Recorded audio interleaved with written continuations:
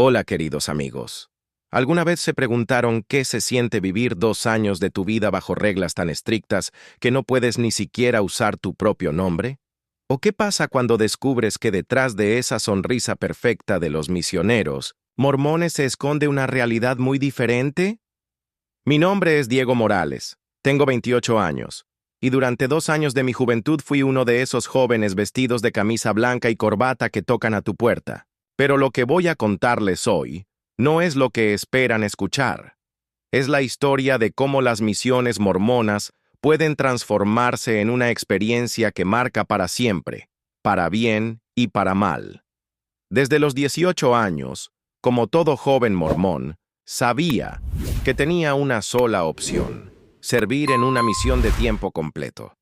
No era realmente una elección, era una expectativa familiar y social que no podía evitar.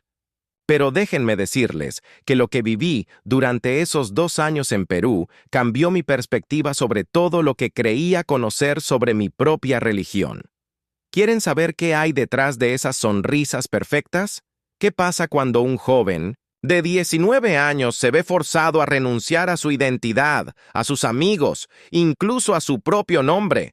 Quédense conmigo porque esta historia los va a sorprender, y al final van a entender por qué decidí alejarme de todo lo que una vez consideré sagrado.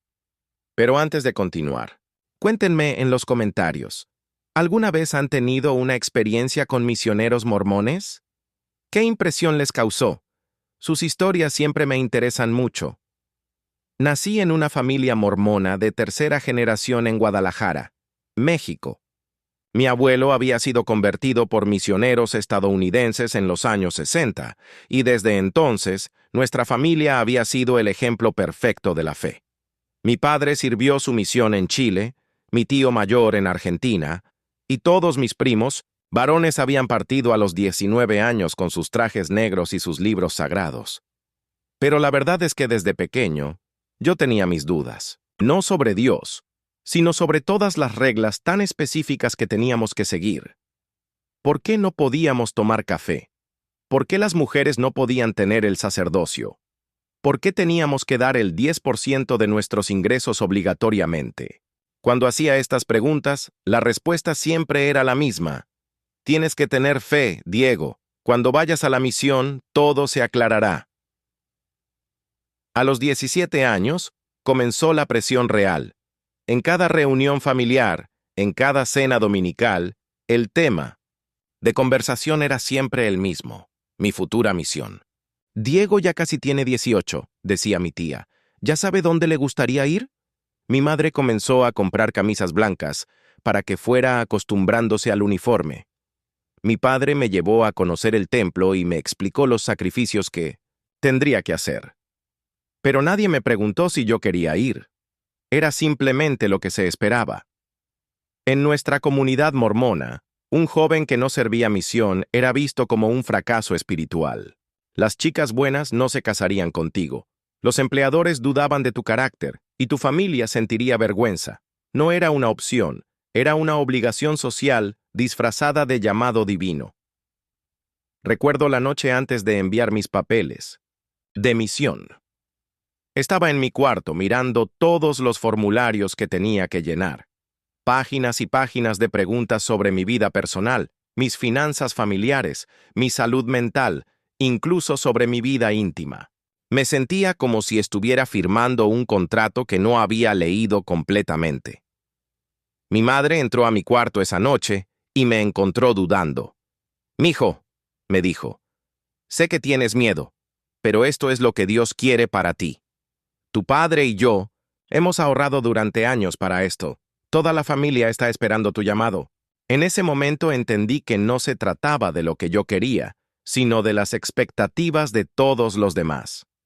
Al día siguiente, envié los papeles. 6 semanas después, llegó el sobre blanco con mi llamado oficial. Elder Morales, usted ha sido llamado a servir en la misión Perú-Lima Norte. Toda la familia celebró. Yo sonreí y actué emocionado, pero por dentro sentía como si hubiera firmado mi sentencia a 2 años de prisión voluntaria. La fecha de partida se fijó para 3 meses después. Durante ese tiempo, tuve que participar en clases de preparación misionera, donde nos enseñaban las reglas básicas. No hablar con chicas, no escuchar música secular, no ver televisión, no usar internet para entretenimiento, levantarse a las 6:30 a.m. todos los días, estudiar las escrituras 4 horas diarias, y lo más importante, obedecer completamente a tu compañero senior y al presidente de misión. Cuando finalmente llegó el día de partir, toda la familia fue al aeropuerto. Mi madre lloraba. Mi padre me daba consejos de último minuto y mis hermanos menores me miraban como si fuera un héroe. Pero yo me sentía como un actor interpretando un papel que no había elegido. Subí al avión hacia Lima con 19 años, una maleta llena de camisas blancas y un corazón lleno de dudas que no me atrevía a expresar. Llegué a Lima un martes por la tarde de marzo. El calor húmedo me golpeó cuando salí del aeropuerto, pero eso no era nada comparado con lo que me esperaba en el centro de entrenamiento misionero. Era un complejo de edificios grises donde nos mantenían completamente aislados del mundo exterior durante 3 semanas. Mi primera impresión fue de shock. Había jóvenes de toda América Latina, todos vestidos idénticamente, todos con la misma expresión de nerviosismo mezclado con determinación forzada. Nos asignaron compañeros inmediatamente. Yo quedé con Elder Ramírez, un joven de Guatemala que llevaba 6 meses más que yo y que me explicó las reglas no escritas. Hermano Morales, me dijo esa primera noche, olvídese de quién era antes. Aquí usted es solo Elder Morales. No hable de su vida anterior, no piense en su familia más de lo necesario y sobre todo, no cuestione nada. Si tiene dudas, manténgalas para usted. Las reglas eran extremas. Nos levantábamos a las 6:30 a.m. con música clásica que sonaba por los altavoces. Después de una ducha rápida de máximo 10 minutos, desayunábamos en silencio total. Estaba prohibido hablar durante las comidas, excepto para pedir que te pasaran algo. Luego venían 8 horas diarias de clases sobre técnicas de conversión, memorización de escrituras y lo que ellos llamaban superación de objeciones. Pero lo que más me impactó fueron las clases de obediencia exacta. Nos explicaron que nuestra efectividad como misioneros dependía completamente de qué tan bien siguiéramos cada regla, por pequeña que fuera. La obediencia trae bendiciones. Repetían constantemente. La desobediencia trae fracaso espiritual y personal. Conocí a algunos jóvenes que ya habían estado en el campo misionero y habían sido enviados de vuelta al centro por problemas de actitud. Elder Santa María de Colombia me contó en secreto que había cuestionado por qué no podíamos contactar a nuestras familias más de una vez por semana, y fue castigado con una extensión de 2 meses en su misión. Las noches eran las peores. Compartíamos dormitorios de 4 personas, y estaba completamente prohibido hablar después de las 10:30 p.m., pero yo escuchaba a otros jóvenes llorar en silencio. Algunos murmuraban oraciones desesperadas pidiendo fortaleza para continuar. Otros simplemente suspiraban hondo, probablemente pensando en todo lo que habían dejado atrás. Yo mismo comencé a tener ataques de ansiedad. Una noche desperté con el corazón acelerado, sudando frío, sintiéndome completamente atrapado. Cuando le comenté esto al Elder Ramírez, me dijo, «Eso es el diablo tratando de apartarlo de su llamado sagrado. Ore más fuerte y estudie más». En 1900, la tercera semana, nos asignaron nuestros compañeros permanentes y nuestras áreas de trabajo. Me tocó con Elder Thompson, un estadounidense de Utah que llevaba 8 meses en Perú y que había sido enviado específicamente para entrenar a los nuevos. Era amable, pero extremadamente estricto con las reglas. «La misión cambia vidas», me dijo, «pero solo si te entregas completamente». El día antes de partir hacia nuestra área, tuvimos una ceremonia especial donde el presidente de misión, presidente Williams, nos dio nuestro discurso final. «Hermanos», nos dijo, «ustedes ya no son quienes eran. Son representantes de Jesucristo. Sus deseos personales no importan. Sus comodidades no importan. Solo importa la obra». Esa noche, escribí en mi diario personal, que estaba permitido. Mañana comenzaré mi verdadera misión. Siento como si estuviera a punto de perder completamente mi identidad. ¿Esto es lo que se supone que debo sentir? ¿Qué opinan hasta ahora de lo que han escuchado? ¿Les parece normal este nivel de control sobre jóvenes de 19 años? Déjenme sus comentarios, porque lo que viene a continuación es aún más intenso. Nuestra área asignada era Villa El Salvador, un distrito periférico de Lima, donde la pobreza era evidente en cada esquina.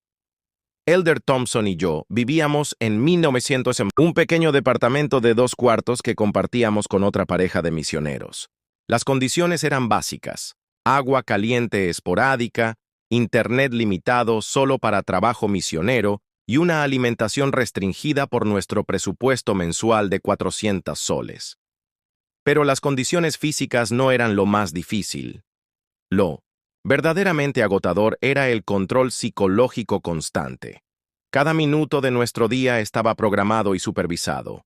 Nos levantábamos a las 6:30 a.m., ejercicio obligatorio de 30 minutos, desayuno, estudio personal de escrituras de 7:30 a 8:30, estudio con el compañero de 8:30 a 9:30 y luego salíamos a proselitar, es decir, tocar puertas y predicar, desde las 10 a.m. hasta las 9:30 p.m.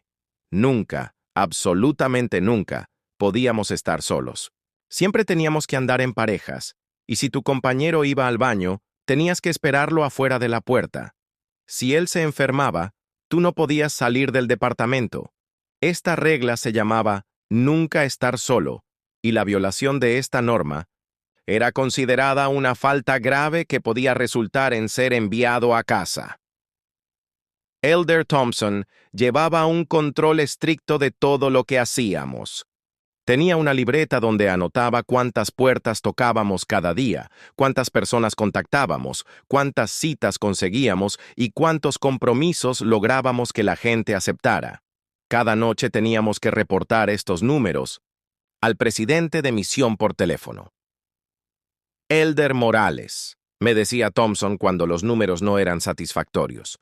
Usted no se está esforzando lo suficiente. La obra de Dios requiere sacrificio total. Si está pensando en casa, en sus amigos, en chicas, está siendo desobediente. El aislamiento era brutal.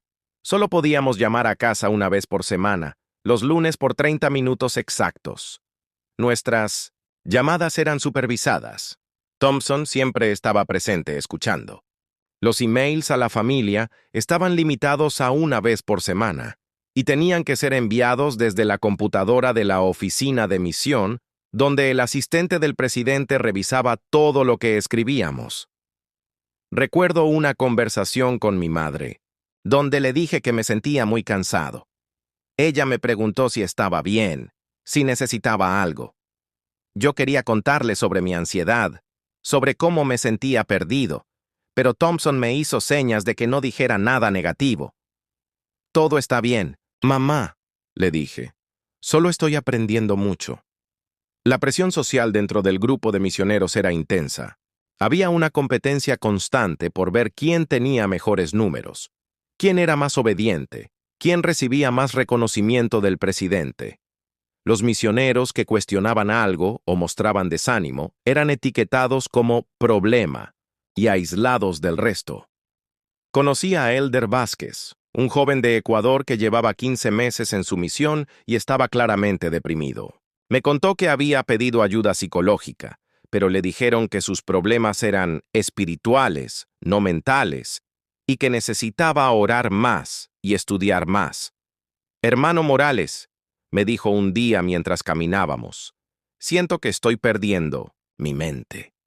Ya no sé quién soy. A los 3 meses de estar en el campo, yo mismo comencé a experimentar lo que ahora entiendo que era depresión. Me levantaba cada mañana sintiéndome vacío, como si fuera un robot programado para hacer las mismas actividades. Había perdido el interés en casi todo, incluso en cosas que antes me emocionaban. Cuando intenté hablar con Thompson sobre esto, su respuesta fue predecible. Elder está experimentando lo que llamamos muerte espiritual del hombre natural. Es normal. Significa que está progresando.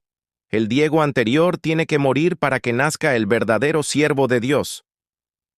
Esa noche escribí en mi diario: ya no reconozco al joven que era hace 6 meses. ¿Esto es crecimiento espiritual o estoy perdiendo mi identidad completamente? Muchas gracias por seguir conmigo hasta aquí. Sé que estas historias son fuertes, pero créanme que lo mejor, o lo más impactante, aún está por venir. Sus comentarios y apoyo significan mucho para mí. A los 6 meses de misión, algo cambió radicalmente mi perspectiva. Conocimos a una familia que se convirtió muy especial para mí, los Guamán. Eran una madre soltera, Rosa, de 35 años, y su hija Paola, de 17. Habían mostrado interés genuino en nuestras lecciones, y visitábamos su humilde casa en Villa El Salvador 3 veces por semana. Rosa trabajaba en un mercado local vendiendo frutas para mantener a su hija. Paola estudiaba en las noches porque durante el día ayudaba a su madre. Eran personas increíblemente fuertes, llenas de calidez humana, y por primera vez en meses, yo me sentía conectado emocionalmente con alguien. No románticamente, quiero ser claro, sino humanamente. Paola me recordaba a mi hermana menor, y Rosa tenía esa sabiduría maternal que yo tanto extrañaba. Cuando visitábamos su casa, por primera vez me sentía como Diego, no como Elder Morales. Hablábamos de la vida, de sus sueños, de sus luchas diarias. Me contaban sobre la realidad peruana que nosotros, en nuestro mundo misionero controlado, nunca llegábamos a entender realmente. Pero esto se convirtió en un problema según Thompson. Elder Morales, me dijo después de una visita particularmente emotiva, está desarrollando apegos emocionales inapropiados. Está violando el principio de amor impersonal que debemos mantener con los investigadores. No entendía qué tenía de malo mostrar empatía genuina, pero las reglas eran claras. Debíamos mantener amor cristiano, que significaba interés en su salvación espiritual, pero nunca involucramiento emocional personal. Usted no está aquí para hacer amigos, me explicó Thompson. Está aquí para salvar almas. La situación se complicó cuando Rosa me confió que tenía problemas económicos serios. Su puesto en el mercado estaba en riesgo, y no sabía cómo iba a pagar la escuela nocturna de Paola. Instintivamente, quise ayudarla. Tenía algunos ahorros personales que había traído de México, y pensé que podía darle algo discretamente. Cuando le mencioné esta idea a Thompson, su reacción fue explosiva. ¡Absolutamente prohibido!, me gritó. Elder Morales, usted está siendo manipulado emocionalmente. Esta mujer está usando su compasión para obtener beneficios materiales. Además, dar dinero personal a investigadores viola completamente las reglas misioneras. Me explicó que cualquier ayuda material debía canalizarse oficialmente a través de la iglesia, con formularios, aprobaciones y condiciones específicas como bautismo y asistencia regular. La caridad verdadera es espiritual, no material, me dijo. Esa noche tuve una crisis espiritual profunda. ¿Cómo podía ser malo querer ayudar a una familia que genuinamente lo necesitaba?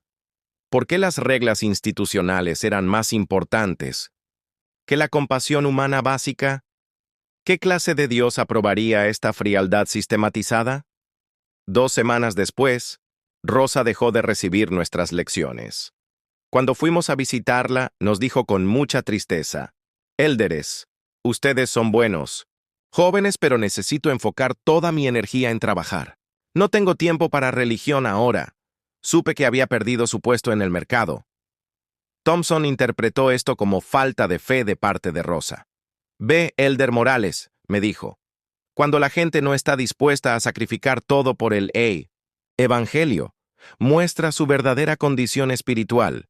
Nosotros hicimos nuestra parte. Pero yo me sentía destruido. Habíamos llegado a la vida de esta familia, habíamos creado expectativas, habíamos hablado del amor de Dios, y cuando más necesitaban ayuda práctica, nuestras reglas nos impedían actuar. Me parecía profundamente hipócrita. Esa experiencia marcó el inicio de mi verdadero despertar. Comencé a cuestionar no solo las reglas misioneras, sino toda la estructura de la Iglesia. ¿Por qué una organización que predicaba amor y servicio tenía políticas tan rígidas que impedían actos básicos de compasión humana? Durante las siguientes semanas, observé más cuidadosamente el comportamiento de otros misioneros y líderes. Vi patrones preocupantes: jóvenes que claramente necesitaban ayuda psicológica siendo etiquetados como desobedientes, familias pobres siendo presionadas para pagar diezmos antes de cubrir necesidades básicas, y un sistema de control que priorizaba la obediencia ciega sobre el pensamiento crítico. Mi diario de esa época refleja mi confusión. ¿Cómo puede ser que mostrar amor genuino por las personas sea considerado una falta? ¿Qué clase de sistema religioso prohíbe la compasión espontánea? Al cumplir un año de misión, algo se quebró definitivamente en mi interior. La combinación de aislamiento, control extremo, presión constante y la disonancia entre lo que predicábamos y lo que realmente hacíamos me llevó a lo que ahora reconozco como una depresión severa. Ya no podía fingir entusiasmo por las actividades misioneras. Me levantaba cada mañana sintiéndome completamente vacío, como si fuera un actor obligado a interpretar un papel que odiaba. Durante las reuniones de zona, donde todos los misioneros del área se juntaban para recibir instrucciones, yo me sentaba en silencio, observando a jóvenes de 19 y 20 años actuar como robots programados, repitiendo frases hechas sobre fe y obediencia. Thompson notó mi cambio de actitud inmediatamente. «Elder Morales», me dijo una mañana, «usted está perdiendo el espíritu. Se nota en su rostro, en su forma de caminar, en su manera de enseñar. La gente puede sentir cuando un misionero no está comprometido totalmente». Tenía razón. Yo había perdido completamente la capacidad de predicar con convicción. Cuando tocábamos puertas y yo comenzaba a hablar sobre el Evangelio restaurado y la única iglesia verdadera, las palabras salían mecánicamente de mi boca, pero mi mente gritaba: ¿de verdad creo esto? ¿De verdad creo que somos los únicos con la verdad? La situación empeoró cuando me asignaron un nuevo compañero, Elder Jiménez, un joven salvadoreño que llevaba apenas 2 meses en el campo. Era increíblemente entusiasta, creía genuinamente en todo lo que hacíamos y constantemente me preguntaba por qué yo no mostraba la misma pasión. «Hermano Morales», me decía, «usted fue mi ejemplo cuando llegué, pero ahora parece que no quiere estar aquí. ¿Qué le pasó? ¿Perdió su testimonio?». Esa pregunta me persiguió durante semanas. ¿Había perdido mi testimonio? ¿O simplemente había comenzado a ver las cosas como realmente eran? El momento de quiebre llegó durante una conferencia de zona especial, donde vino a visitarnos una autoridad general de Salt Lake City. Era un hombre mayor, bien vestido, que habló durante 2 horas sobre obediencia exacta y sacrificio total. Nos dijo que éramos los jóvenes más privilegiados del mundo, porque teníamos la oportunidad de servir a Dios de tiempo completo. Pero mientras él hablaba desde su posición de autoridad y comodidad, yo miraba a mi alrededor y veía jóvenes, claramente agotados, algunos con ojeras profundas, otros temblando nerviosamente, varios con expresiones de vacío total. ¿Esto era privilegio o explotación? Durante el receso, me acerqué a Elder Castillo, un joven mexicano que conocía desde Minometzimer, el centro de entrenamiento, y que siempre había sido muy espiritual. Lo encontré en el baño, llorando silenciosamente. «¿Qué pasa, hermano?», le pregunté. «Diego», me dijo. Usamos nuestros nombres reales cuando estábamos completamente solos. «Ya no puedo más. Hace meses que no duermo bien, tengo ataques de pánico, y cada día me siento más perdido. Pero si digo algo, me van a etiquetar como problemático y van a extender mi misión». En ese momento entendí que no era el único. Había docenas de jóvenes sufriendo en silencio, atrapados en un sistema que interpretaba cualquier señal de debilidad emocional como falta de fe. Esa noche, tomé una decisión que cambiaría todo. Escribí una carta completamente honesta a mis padres. Les conté sobre mi depresión, sobre mis dudas, sobre lo que realmente estaba viviendo. Sabía que violaría las reglas de comunicación, pero ya no me importaba. Papá, mamá, escribí. Necesito que sepan que no estoy bien. Esta experiencia no es lo que ustedes creen que es. No es crecimiento espiritual. Es control psicológico. No estoy encontrando respuestas. Estoy perdiendo mi capacidad de hacer preguntas. Por favor, ayúdenme. Nunca envié esa carta. La noche, antes de que fuera mi día de email semanal, Thompson la encontró entre mis cosas durante una inspección de cuarto rutinaria. Su reacción fue la gota que derramó el vaso. Elder Morales, me dijo Thompson con la carta en la mano, esto es traición. Traición a su llamado, traición a la iglesia y traición a Dios mismo. Me convocaron inmediatamente a una reunión de emergencia con el presidente de misión. Presidente Williams, que hasta ese momento había sido cordial conmigo, ahora me miraba como si fuera un criminal. En su oficina también estaban su primer consejero y el asistente del presidente. 3 hombres adultos intimidando a un joven de 20 años que solo había expresado honestamente sus sentimientos. Elder Morales, comenzó el presidente. Esta carta muestra un nivel de rebelión y falta de fe que es completamente inaceptable. Usted está permitiendo que Satanás controle sus pensamientos. Esto es una prueba espiritual y está fallando miserablemente. Me explicaron que tenía 2 opciones: arrepentirme completamente y aceptar una transferencia inmediata a una zona más desafiante, donde podría recuperar el espíritu, o ser enviado a casa en deshonra como un misionero que no pudo completar su llamado honorablemente. Si regresa a casa ahora, me advirtió Williams, toda su comunidad sabrá que falló. Su familia sentirá vergüenza.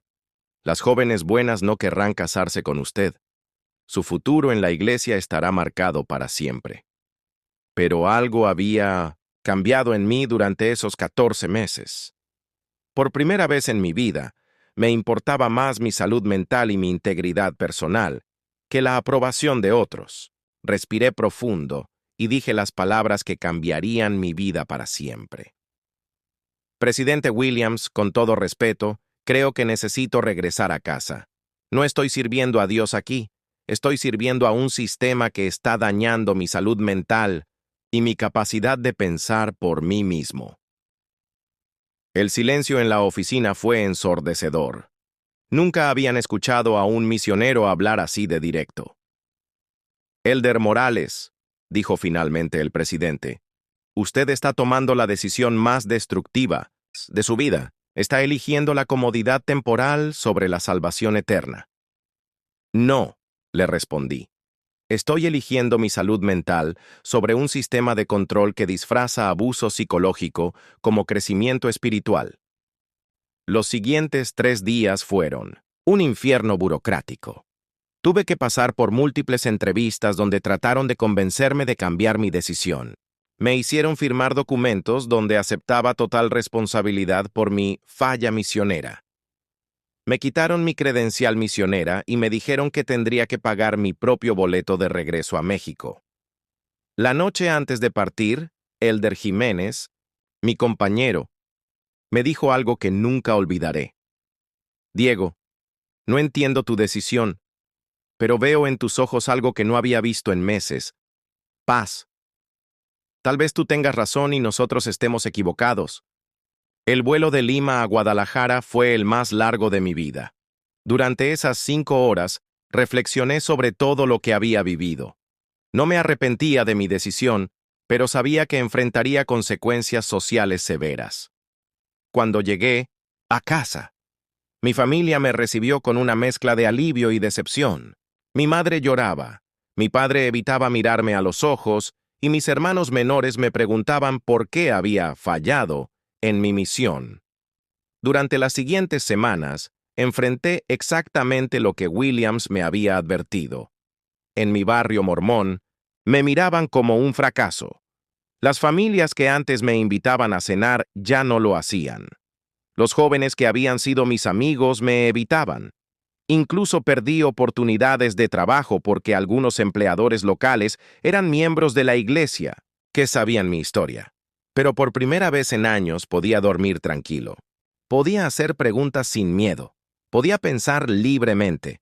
Podía ser Diego Morales, no Elder Morales. Amigos, han pasado 8 años desde que regresé de esa misión y quiero ser completamente honesto con ustedes. No fue una decisión fácil, y las consecuencias fueron reales. Perdí muchas relaciones, enfrenté juicio social, y tuve que reconstruir mi identidad completamente. Pero también descubrí algo invaluable: mi propia voz. Aprendí que cuestionar no es falta de fe, es muestra de inteligencia. Entendí que obedecer ciegamente no es virtud, es rendición de nuestra capacidad de pensar críticamente. Hoy trabajo como psicólogo, especializado justamente en ayudar a jóvenes que han vivido experiencias similares en organizaciones religiosas de alta demanda. He conocido cientos de historias como la mía, jóvenes presionados a tomar decisiones de vida basadas en expectativas familiares y sociales, no en sus propios deseos y bienestar. No estoy aquí para atacar la fe de nadie. Respeto profundamente a las personas que encuentran paz y propósito en su religión. Pero sí creo que tenemos derecho a hablar abiertamente sobre prácticas institucionales que pueden ser dañinas, especialmente cuando afectan a jóvenes vulnerables. Mi historia no es única. Hay miles de ex misioneros mormones que vivieron experiencias similares. Algunos lograron completar sus 2 años y regresaron a casa con trauma psicológico que tardaron años en procesar. Otros, como yo, tomaron la difícil decisión de partir temprano y enfrentar las consecuencias sociales. Lo que más me duele es pensar en todos los jóvenes que están ahora mismo en el campo misionero, sufriendo en silencio, creyendo que sus dudas y su dolor emocional son señales de debilidad espiritual. Quiero que sepan que no están solos, que sus sentimientos son válidos y que elegir su bienestar mental no es traición a Dios. Ahora quiero escuchar de ustedes. ¿Qué opinan de esta historia? ¿Conocen casos similares en otras organizaciones? ¿Religiosas? ¿Creen que es posible mantener la fe mientras se cuestiona las prácticas institucionales? Sus comentarios son muy importantes para mí, y sé que hay muchas personas que necesitan escuchar estas conversaciones. No olviden suscribirse al canal si esta historia les impactó, porque seguiré compartiendo testimonios reales de personas que han vivido experiencias similares en diferentes contextos religiosos. Y si conocen a alguien que pueda beneficiarse de escuchar esta historia, por favor compártanla. A veces, saber que no estamos solos en nuestras luchas puede hacer toda la diferencia. El próximo video que les recomiendo es sobre una joven que creció en una familia testigo de Jehová y su experiencia con la práctica del ostracismo cuando decidió cuestionar sus creencias. Es una historia igualmente impactante que les va a hacer reflexionar mucho. Gracias por acompañarme en este viaje tan personal. Nos vemos en el próximo video.